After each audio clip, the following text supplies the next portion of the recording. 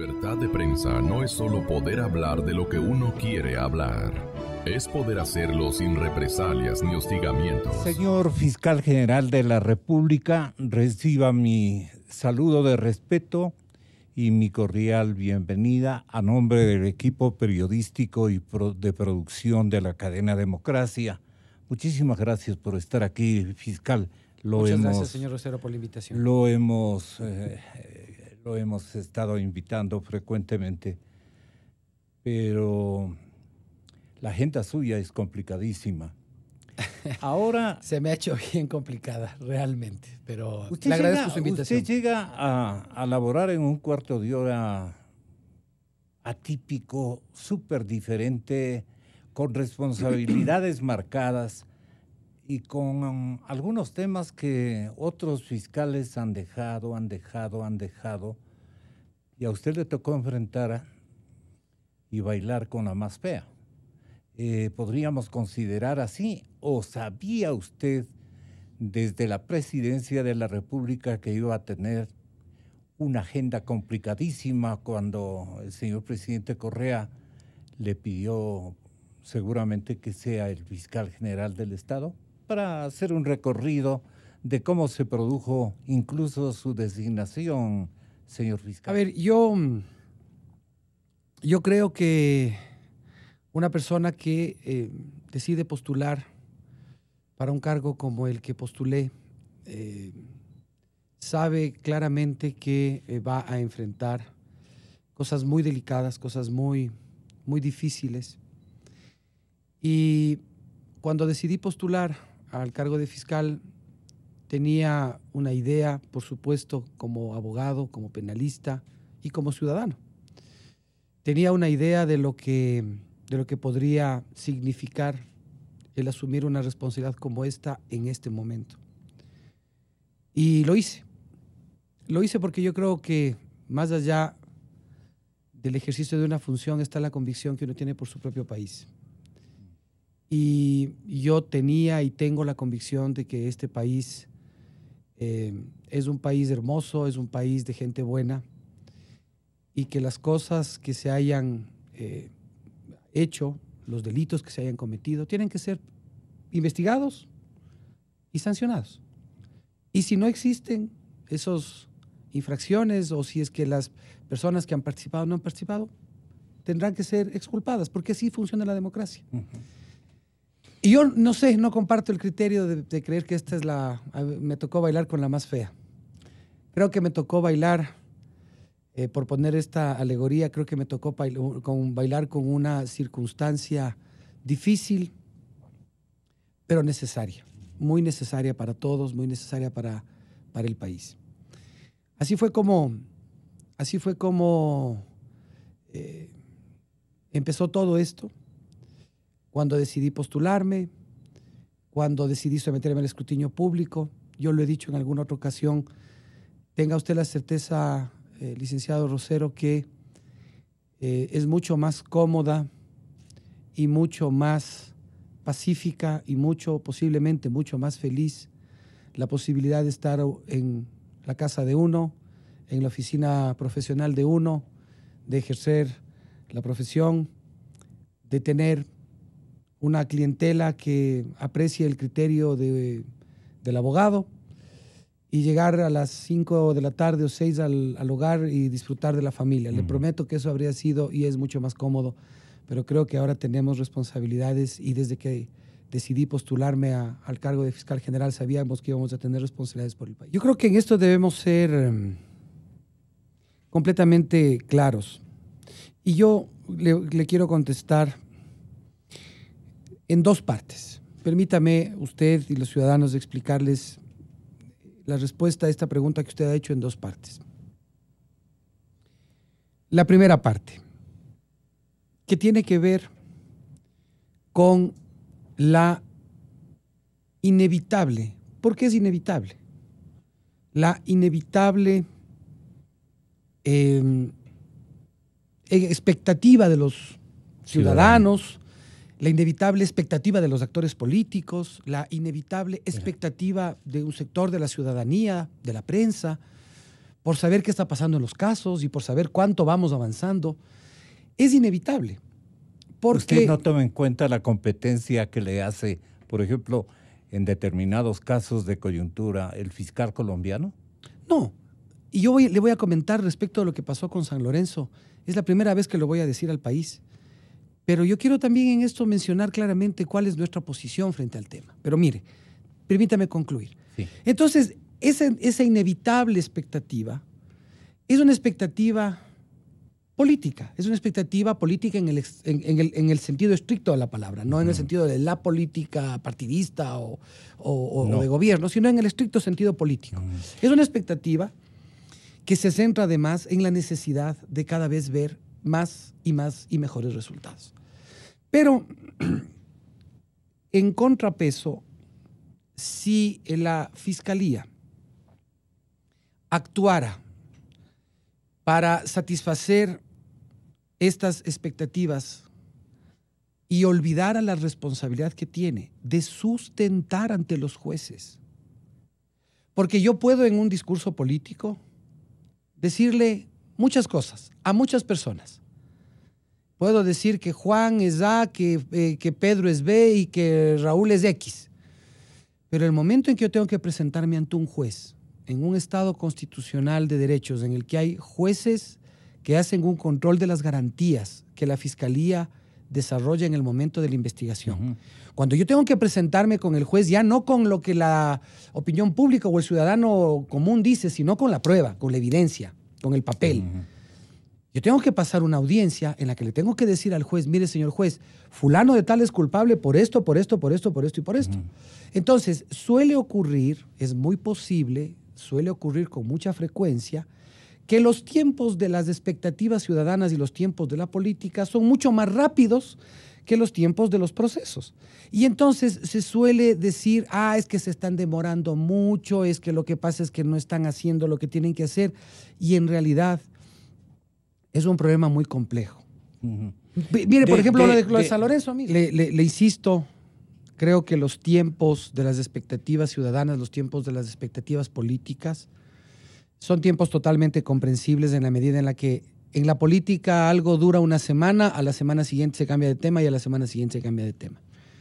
Pero en el tema de una investigación, la investigación se centra en hechos, la investigación se centra en factores técnicos, en pericias, en la recepción de versiones, en la recopilación de documentos, en el análisis de información, en la generación de mapas de relaciones, es decir, se centra en una cantidad de elementos que son recogidos de una forma técnica. Ahora, hay dudas, fiscal. Mire, el primer día, de repente usted puede tener un memo de convencimiento, primero personal, y luego una especie de inventario. No toques estos temas. No es así. No, en ese sentido no. No se olvide que usted trabajó en el despacho del señor presidente Correa. Mire, yo trabajé... Y él no ha sabido pagar ni impuestos. Mire, yo trabajé... sus propiedades, pequeñas propiedades de las que conocemos. Yo trabajé con el economista Correa, con el expresidente, y tanto cuando trabajé con el economista Correa como ahora que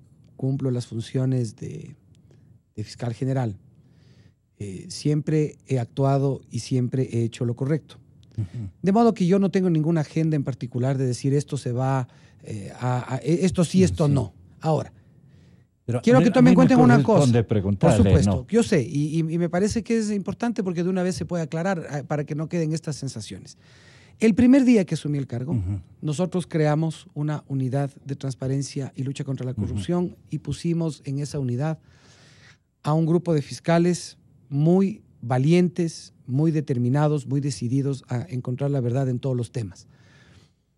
Creamos una unidad de delitos tributarios y de delitos aduaneros y económicos, porque una gran parte también de la criminalidad tiene una relación directa con los recursos económicos, no solo públicos, sino también privados.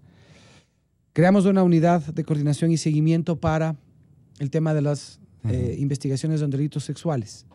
Creamos una unidad de delincuencia, de lucha en contra de la delincuencia organizada. Todas estas unidades, más las unidades que ya existían en la Fiscalía, están trabajando en todos los temas, en todos los frentes. Y eso es bien importante que se señale. Están trabajándose en todos los frentes. Ya.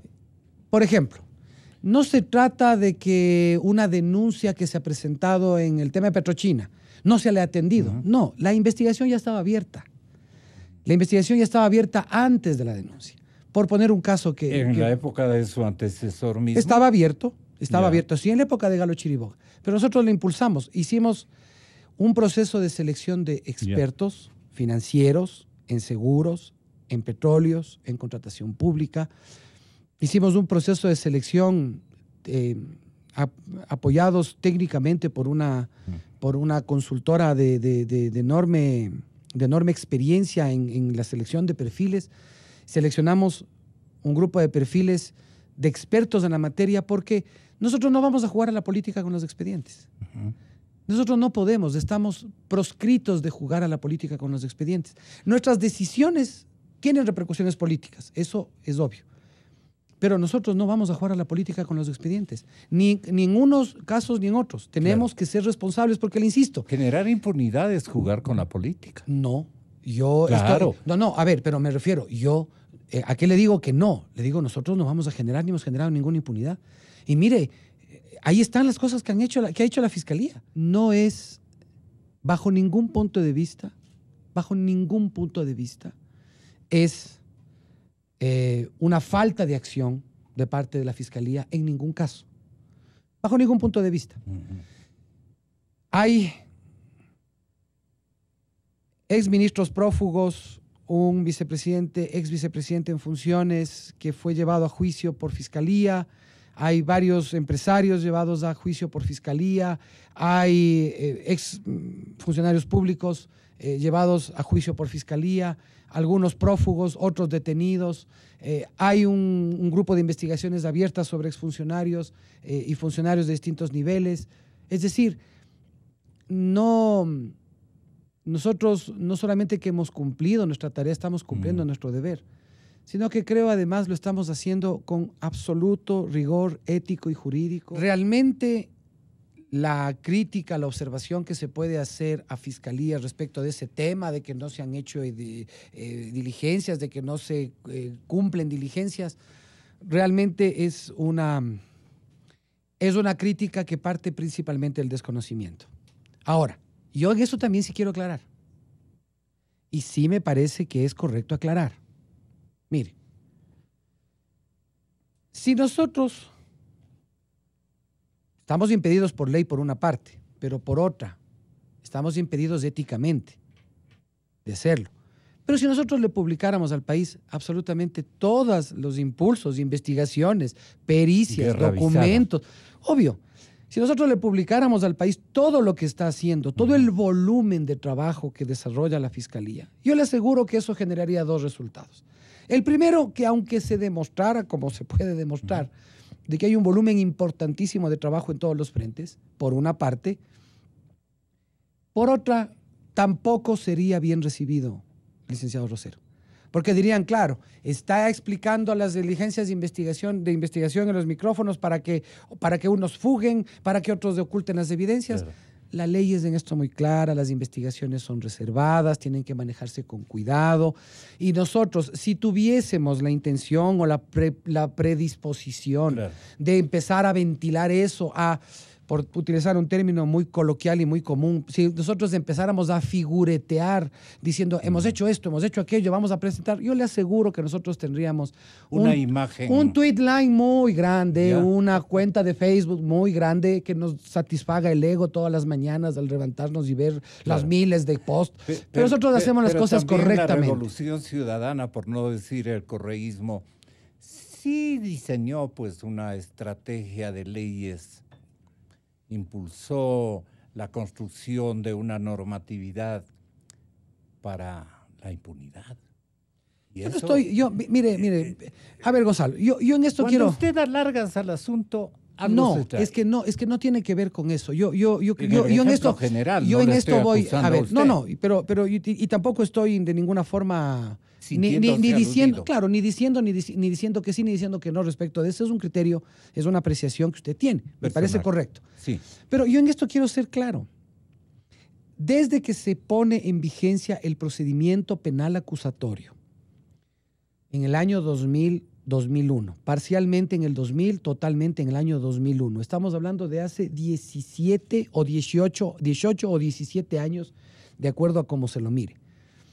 Desde que se pone en vigencia el procedimiento penal acusatorio, se establece como regla para que funcione el procedimiento acusatorio. 1, que las investigaciones tienen que manejarse bajo reserva, porque es obvio. Porque usted no puede empezar a decir públicamente qué es lo que está investigando, porque alerta a los investigados, evita, puede provocar el riesgo de destrucción de evidencia, puede provocar riesgos de fuga. Usted tiene que actuar. 1. Y las medidas cautelares. Pero eso es desde hace 18 años. Número 1, el tema de la reserva de la investigación. Número 2, el tema de que las investigaciones pueden extenderse de 1 año a 2 e incluso la norma deja la puerta abierta y dice, incluso después del año o de los 2 años de indagación, si el delito no ha prescrito, se puede continuar investigando. Es decir, la investigación puede mantenerse abierta durante mucho tiempo. Ahora, medidas cautelares. Mire, licenciado Rosero, usted tiene a un grupo de personas que más allá de las motivaciones personales, políticas, éticas, yo no entro a calificar eso, piden que se apliquen medidas cautelares respecto de actores políticos en el país. ¿Por qué no les prohíben la salida del país a fulano? ¿Por qué no le toman y le detienen a sutano? ¿Por qué no hacen esto con mengano? Yo le presenté a la Comisión de Justicia de la Asamblea un pedido de reforma al Código Orgánico Integral Penal. Mientras no formulemos cargos, lo cual significa mientras no tengamos ya evidencia sólida que confirme que el caso existe, yo no puedo pedir la prohibición de salida del país de nadie. Eso ya se lo presentamos a la Asamblea Nacional en el mes de diciembre. Mientras no se le conceda al fiscal la posibilidad de prohibir la salida del país en indagación previa, yo no la puedo ordenar. Y entonces resulta que como yo no tengo la potestad legal, ¿por qué las personas que dicen y repiten que debo pedir la prohibición de salida del país de alguien o que debo pedir la orden de detención de alguien, por qué no le dicen a la ciudadanía que la ley no me lo faculta, la ley no me lo permite? Pero entonces, si yo voy a hacer política en los pasillos judiciales, es muy hermoso, licenciado Rosero, irse al pasillo de la Fiscalía, convocar a los medios de comunicación, presentar una petición diciendo que el fiscal le prohíba la salida del país al expresidente Correa. Hacen una rueda de prensa y dicen, hemos pedido al fiscal que le prohíba la salida del país al expresidente Correa. La ley no me lo faculta. La ley no me lo faculta. Y entonces, como la ley no me faculta eso, ¿qué sensación queda? Ah, no, pues. Ahí está el fiscal correísta que le está protegiendo pues al Correa. Pucha, si yo hubiera sido fiscal. No solo al Correa, sino claro, a los altos colaboradores. Entonces, ahí le están pues protegiendo. Claro. No es así, las cosas no son de esa manera. La gente tiene que comenzar a hablar con la verdad respecto de cómo funciona un proceso penal. El fiscal no es político. Si el fiscal se convierte en un fiscal político, le hacen un daño a la democracia. El fiscal es correísta. Vea, Gonzalo, yo lo dije en un momento, lo mantuve en un momento. Yo trabajé con el expresidente Correa y yo trabajé de una forma ética. Lo que nosotros hemos visto ahora, lo que nosotros hemos encontrado ahora, lo que nosotros hemos analizado ahora, son temas en los que difícilmente una persona puede llegar a conocer si no es parte de una determinada camarilla o de un determinado grupo. Pero yo le ratifico al país que más allá de las declaraciones o no, las acciones y los hechos son los que hablan por las personas.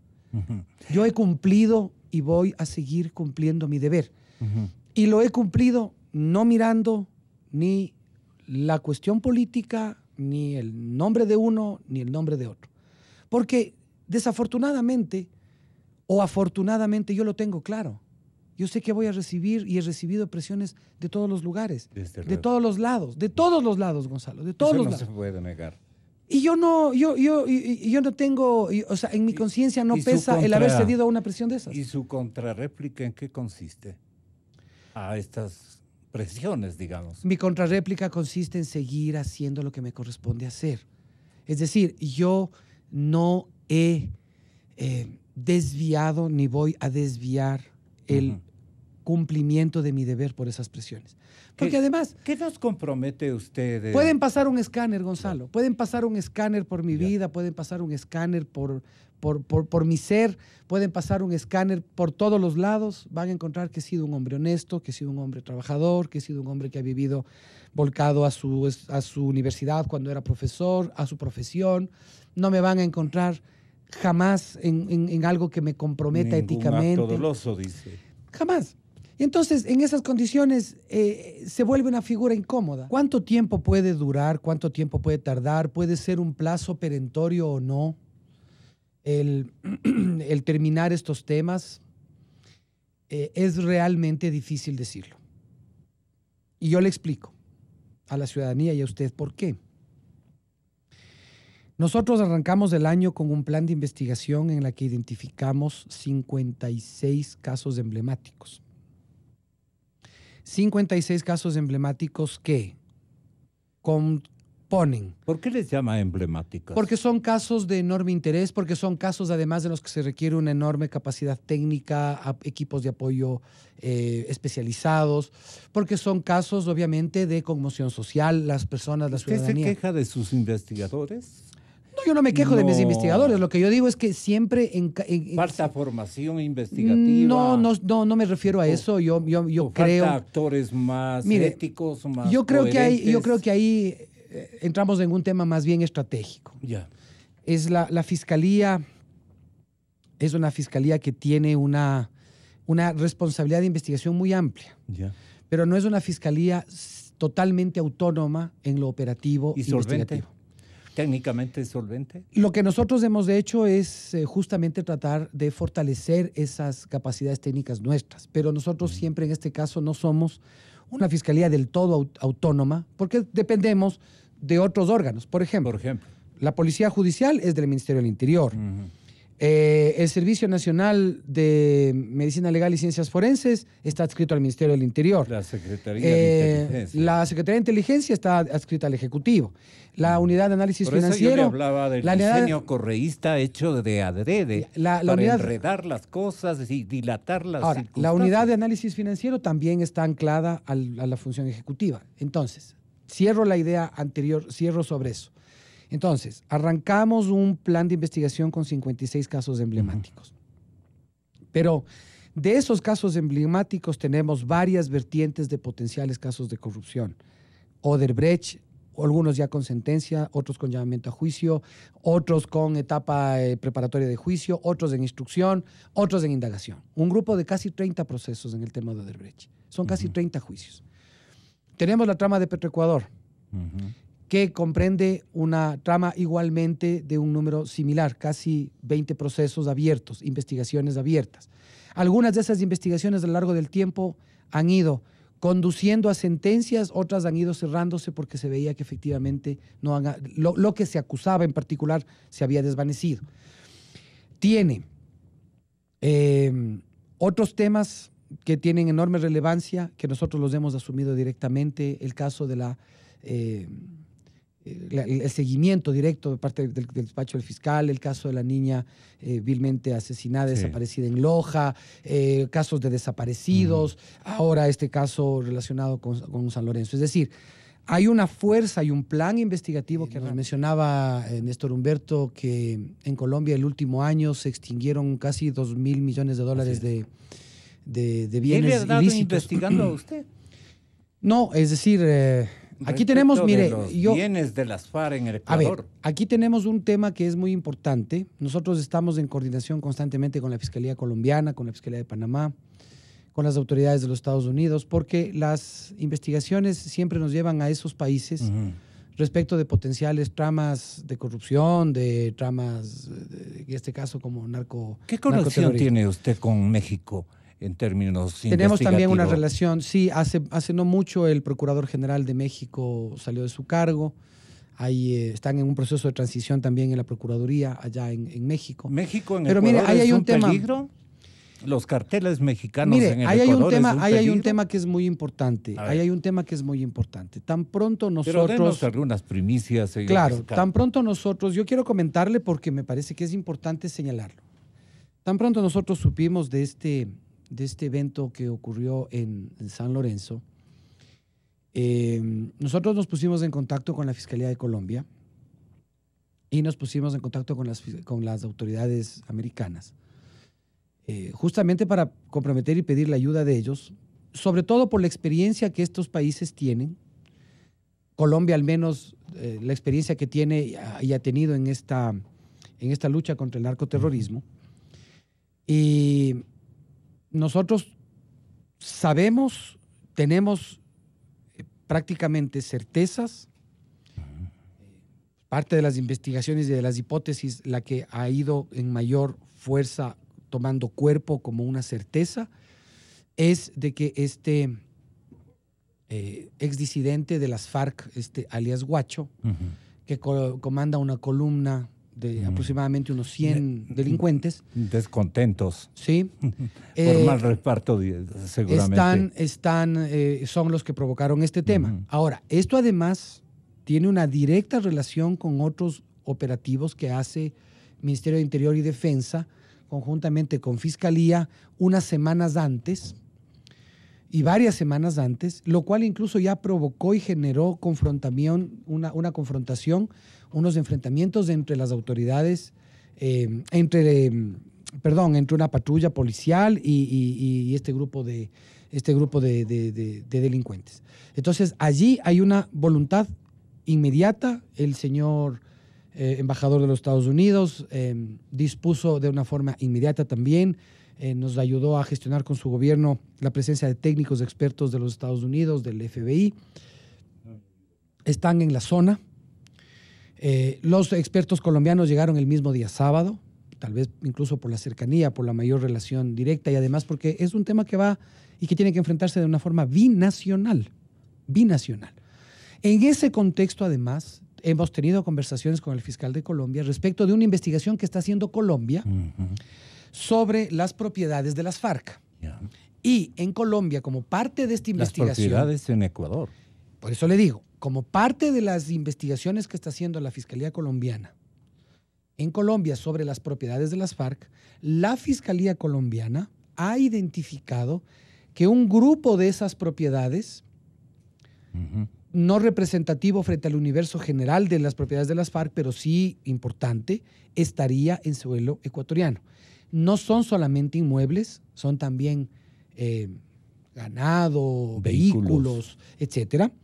Entonces, a propósito de este encuentro regional que tuvimos el día de ayer y anteayer, el fiscal general de Colombia le informó al país por intermedio de este evento, le informó al Ecuador, porque es una investigación colombiana, yo tenía y tengo que guardar la correspondiente prudencia, incluso diplomática, de cooperación judicial, porque no es una investigación ecuatoriana, es una investigación colombiana. El señor fiscal de Colombia informó al país que entre las propiedades que potencialmente son de propiedad de las FARC están propiedades en territorio ecuatoriano. Ayer, al concluir el seminario, el evento internacional, el fiscal abandonó el país temprano, conversamos en la noche y en las próximas horas vamos a tener una reunión de trabajo. No sé si yo me desplazaré a Bogotá o algún equipo técnico mío viajará a Bogotá o algún equipo técnico de Fiscalía de Colombia vendrá a Ecuador, ya con los sustentos de la investigación, que insisto, es una investigación que se adelantó por la Fiscalía colombiana a propósito del proceso de paz.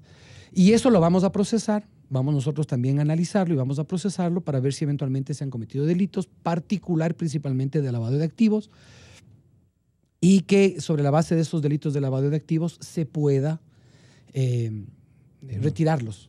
Y para eso, entre otras cosas, para eso necesitamos una extinción de dominio. Le insisto, tan pronto se produce el hecho,